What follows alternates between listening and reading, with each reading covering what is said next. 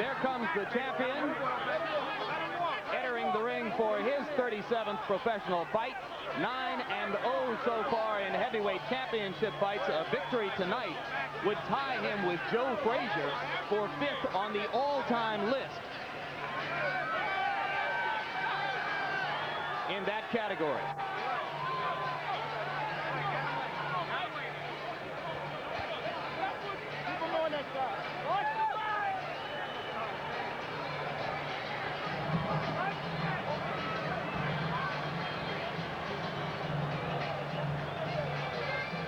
Directly in front of Tyson was Aaron Snowell. He's now stepped ahead of a security guard. Jay Bright is the man just behind Tyson's shoulders now as he prepares to step up into the ring, whipping the ripped towel off over his head. Of course, the gladiator look remains intact. Black shoes, no socks, black trunks, Mike Tyson. You know, it is a sign of the importance that boxing has to Mike Tyson, that no matter what goes on around him, he's ready to fight. As he has been 36 times with 32 knockouts so far.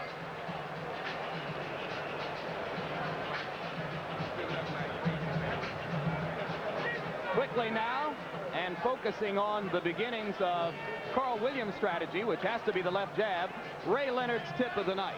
Well, the left jab speaks for itself. That's the key punch for Carl Williams, to keep that left jab in Tyson's face, keep him off balance, but most importantly, snap it and not bring it down too fast, because what's going to happen, Tyson should counter that left jab.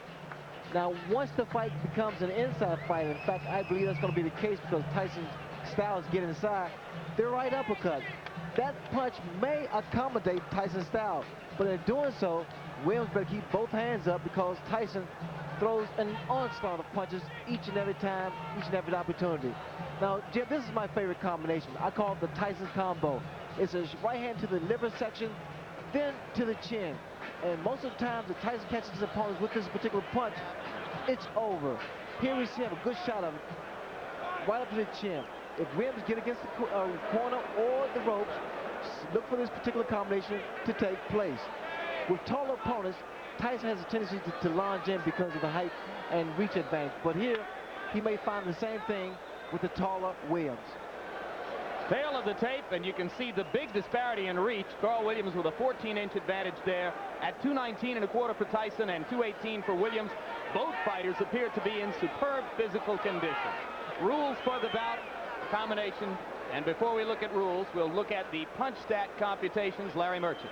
And here is our statistical profile of the activity of the fighters, which show in the fights that we examined remarkable similarities in the number of punches thrown and landed per round by Tyson Williams.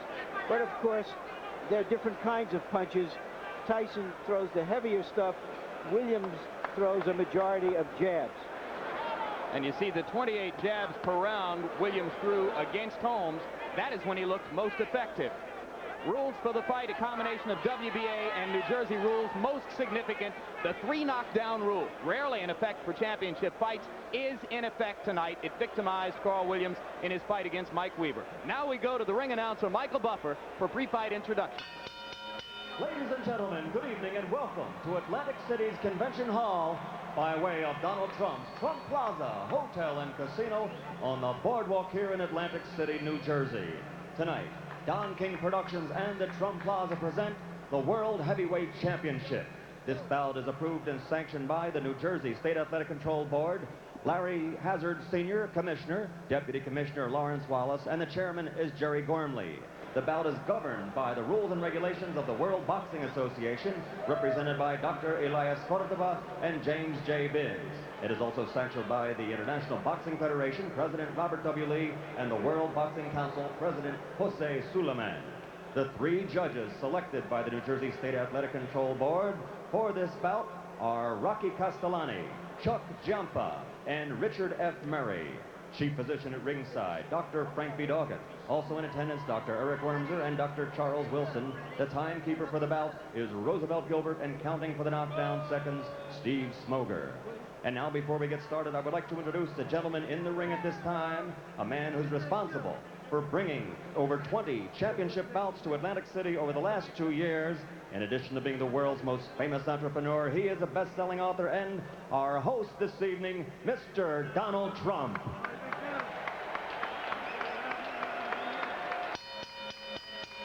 And now, ladies and gentlemen, from the Trump Plaza Hotel and Casino in Atlantic City, New Jersey, let's get ready to rumble! 12 rounds of boxing for the undisputed heavyweight championship of the world.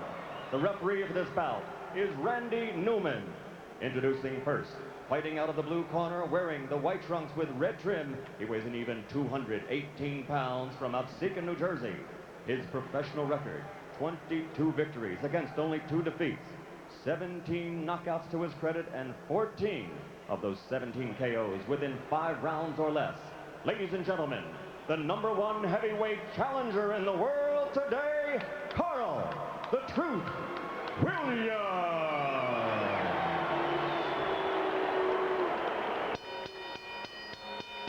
And his opponent, fighting out of the red corner, wearing the solid black trunks and weighing in at 219 1/4 pounds from Catskill, New York. His professional record is unblemished with 36 consecutive victories, 32 knockouts, 28 KOs in 5 rounds or less, and 16 in the first round alone. Ladies and gentlemen, presenting the undisputed, the undefeated heavyweight champion of the world, Iron Mike Tyson.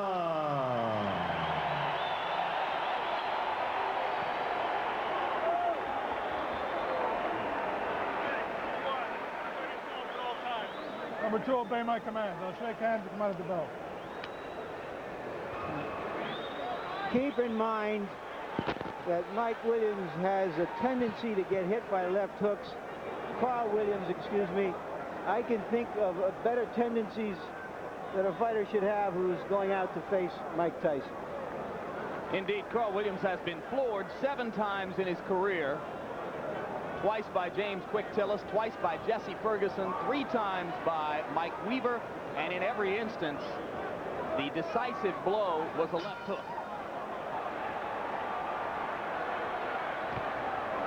The people in Williams' corner are sincerely worried about what he does in the first 30 seconds against the Tyson onslaught. And it would appear that the strategy to begin with is to hold, and referee Randy Newman says, we're not going to start that way. This is somewhat of a reunion here because both men are just throwing punches. In fact, Williams here has selected to fight Tyson inside. He claimed the other day that if Tyson throws any unnecessary punches, illegal punches, he will accommodate him and throw the same punches back. Well, Frank Bruno felt the sting of Tyson's elbow several times, as other opponents have complained that they have felt it as well. All right, let me hear, guys. Stop punching. Step back. Step back.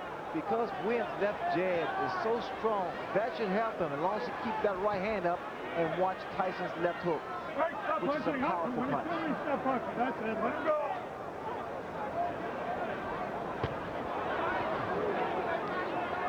All right, that's it. I'm here. Let him go. Step back.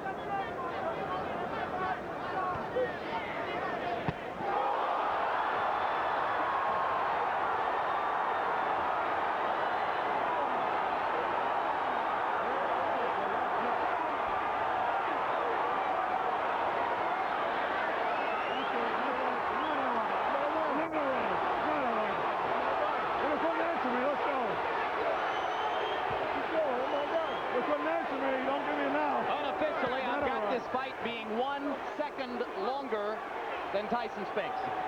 1:32 instead of 1:31. It was, as you started to point out again, Larry, a left hook. Williams was very unhappy at the end of that. Fight's over. You couldn't answer me, Randy Carl. Newman, the referee, asked him a question, obviously about how he felt or what his name was or where he was, and apparently he got the wrong answer because he stopped the fight immediately. I didn't see any reason to stop the fight. And I'm curious to see what that answer was, and I'm going into the ring to see if I can find out. Good luck, Larry. A minute 33, Larry. It was 2 seconds longer than the Spinks fight. The unofficial demarcation of the knockout comes at 1:33 of the first round. And you can see a disgusted Carl Williams who thinks that he should have been allowed to continue. And Ray, I've got to agree with Larry. It was a fairly peremptory stoppage. Well, the way I judge it, because he appeared to be okay, but then again, the referee is closer to the pitcher than we are. What was that question likely to be? Where are you? What day is this? And here we see the left hook that put Williams down. Williams had dropped that right hand, and I had indicated earlier that the jab will be the key, but in throwing the left jab, he must also keep that right hand up and power. There's that left hook. And you saw Mike pivot upward with both feet planted and turn the hips into the punch. This is where the power comes from. The reason people fear Mike Tyson because he's one of the few, if not the only man, that can knock you out in the heavyweight division with one punch.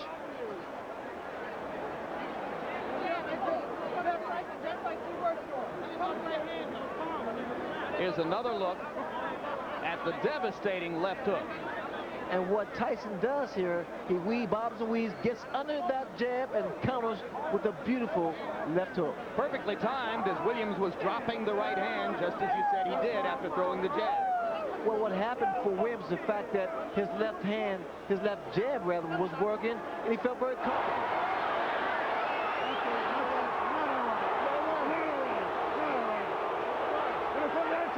That was a look back at the conversation between Randy Newman and Carl Williams, which led to the stoppage.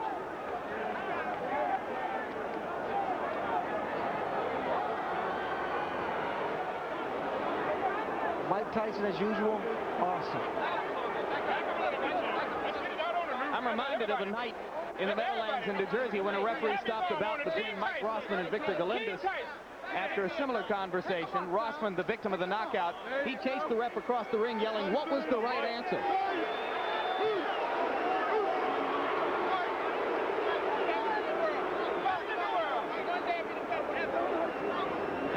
I'm with Randy Newman, the referee of the fight. Obviously, the people in and out of the ring are unhappy that the fight was stopped. Randy, why did you stop the fight? When he got up at 8, he was wobbly. He wasn't standing up. He was leaning against the ropes. I asked him a question, a very simple question. How do you feel? Not for the answer, but to see how he responded.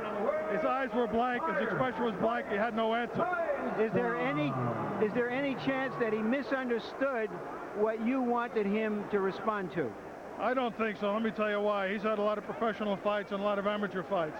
When a fighter is knocked down, and I had 38 fights, when a fighter is knocked down, the first thing he wants to prove when he gets up to the referee is that he's in good shape.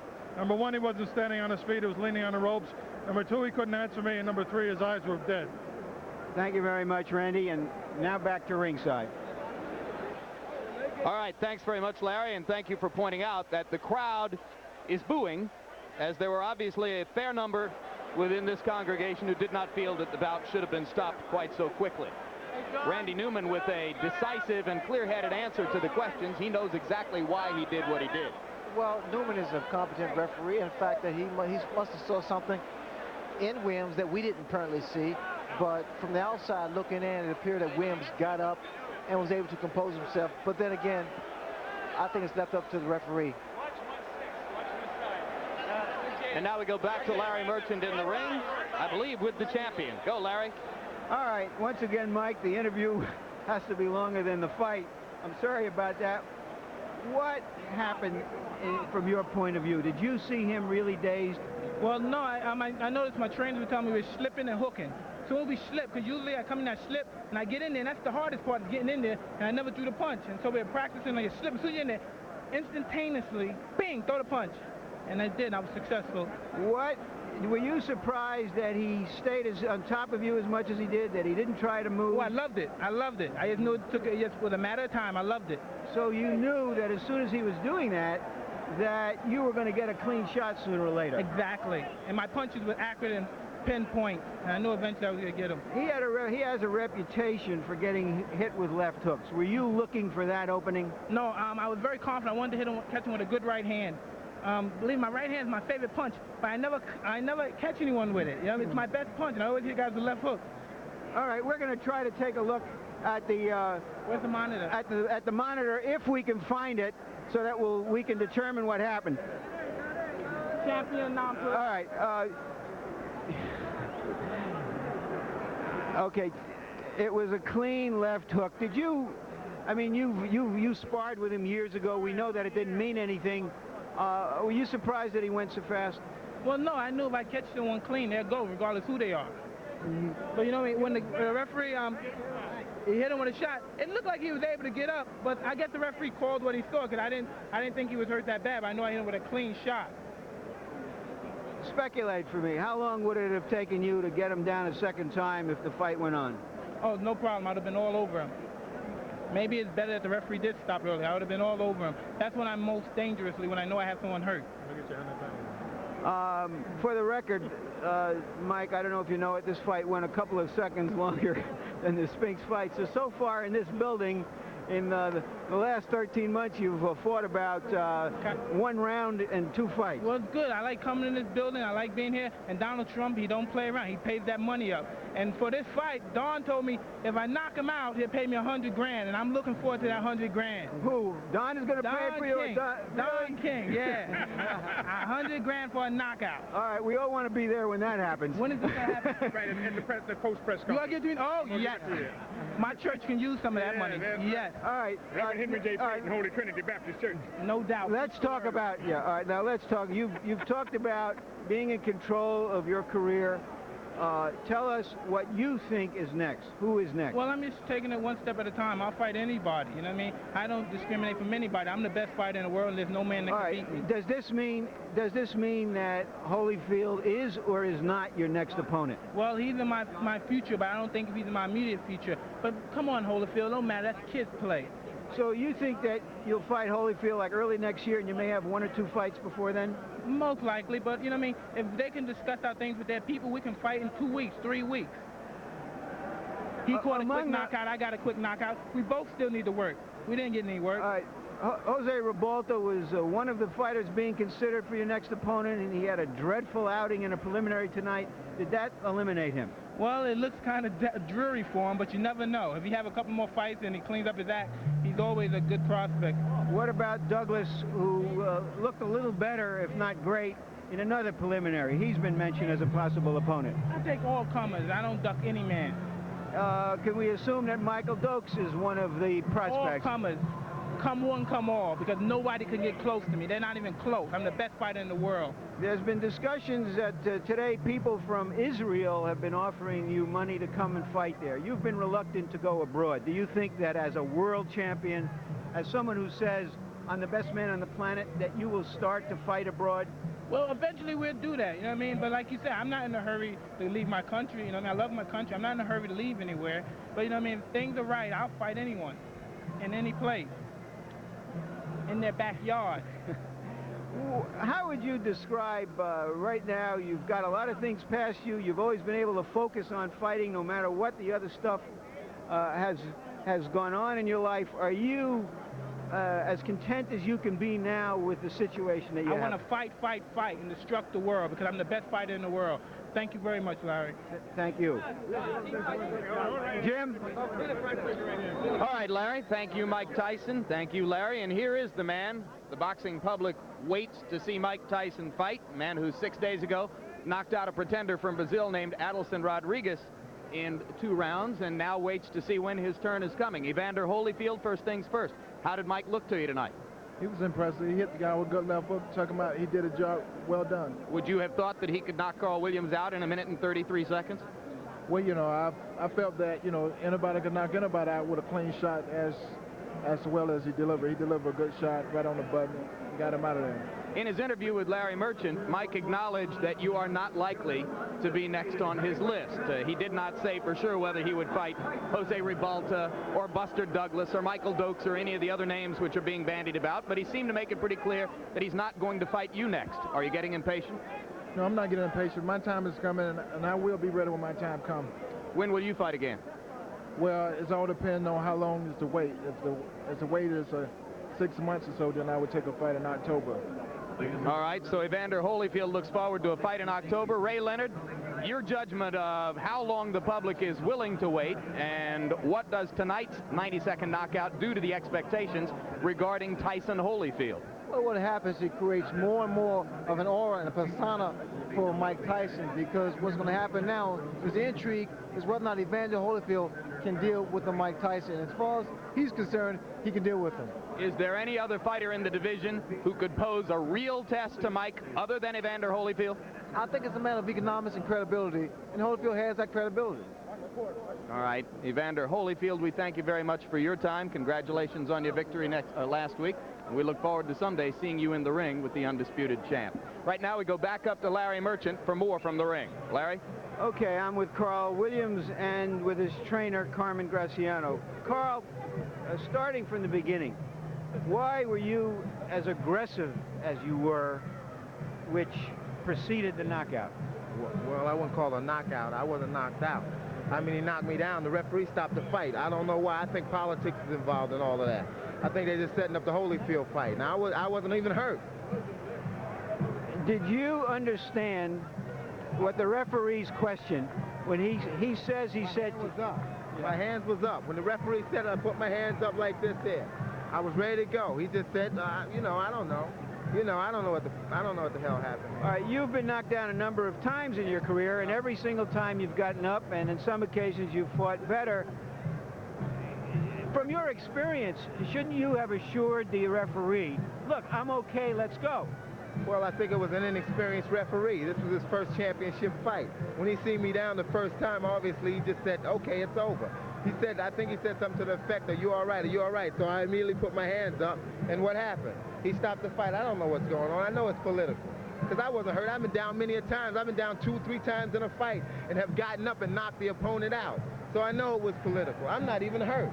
You know, I feel bad for not even doing anything. I didn't even really, you know, I didn't even get a chance to show my stuff.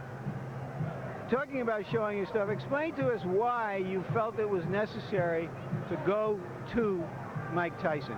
He says that when he saw you coming to him and fighting him that way, he was elated. Well, it wasn't that. It wasn't the fact that I was just coming to him. I didn't feel that I should lay back. You see, with Mike, you have to show Mike that you're not going anywhere. You know what I mean? Okay, he caught me with a good shot. Okay, fine, no problem. I've been caught with good punches before. That's not the problem. And I've been down before. I've been there before. So why did the referee just prematurely stop the fight like that? I've been in that predicament before and have got up and knocked people out and have won. You know? Carl, you've stated your case eloquently. Thank you. Now back to ringside. All right, thank you very much, Larry. A very animated, quite disappointed Carl Williams. Lucid, obviously clear-headed. Any further reflections on the judgment to stop the fight based on having seen Carl there, Ray? Well, again, now he seems to be pretty clear-headed, and he